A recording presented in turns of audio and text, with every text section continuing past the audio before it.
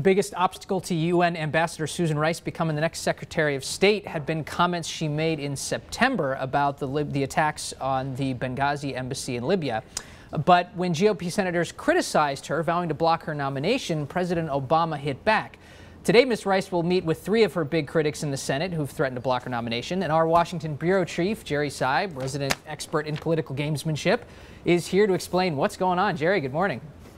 Good morning. So what's happening here is that Susan Rice is going to take on her chief critics directly today. You've got 3 senators, John McCain, Lindsey Graham, and Kelly Ayotte. In the background here is those 3 stood up a couple of weeks ago after those Benghazi comments you just referred to, Rolf, and said essentially she should not be Secretary of State.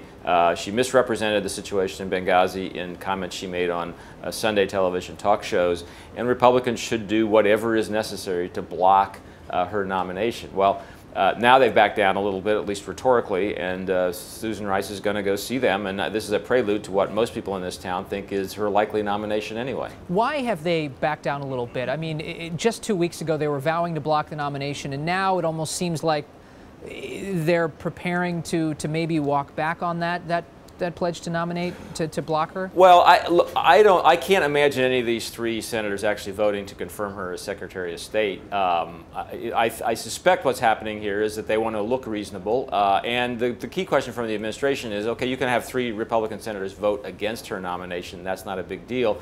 You don't want them campaigning and trying to create a coalition to block it.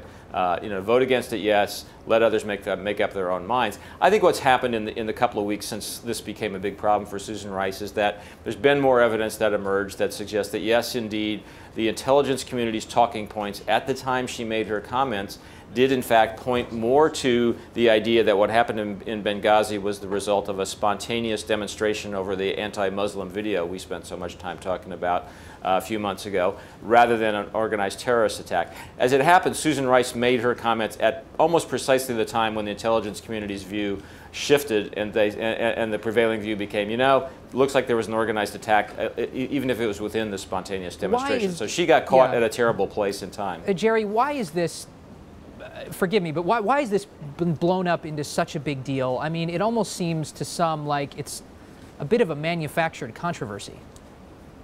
Well, look, it came in the heated atmosphere of a campaign, so that makes small things look bigger than they may actually be. I think the assertion that is in the middle of all this was that the administration was doing something to cook the intelligence and lie to the American people about a tragic incident for political purposes. The point being that the administration didn't want to say this was terrorism. We've stopped terrorism. That's the point of contention. Okay. Now, I do want to get to, so it looks like Ms. Rice will be nominated and probably will be confirmed as Secretary of State, correct? And what kind of, who is she really, and what kind of Secretary of State will she be? Well, first of all, I do think she's going to be nominated. It looks that way. If you ask me to guess, which I guess you are, I would guess she'll still be confirmed. There's a tendency to want to give a president his people unless there's a really compelling reason not to. Look, she'll be slightly unconventional. She was United Nations ambassador the last 4 years, handled a lot of tricky business there, including lots of actions on sanctions with Iran. Actions at the UN that actually came out reasonably well from the American point of view. The UN swung behind a lot of what the U.S. wanted to do. Not everything, but a lot. And in addition to that, she has some experience in the Clinton administration as an Assistant Secretary of State for African Affairs. So she's been around the block a few times. She's not as well known as a Hillary Clinton, obviously, but she's pretty well known in Washington foreign policy circles. Okay. Jerry Seib, thanks so much for joining us from Washington this morning.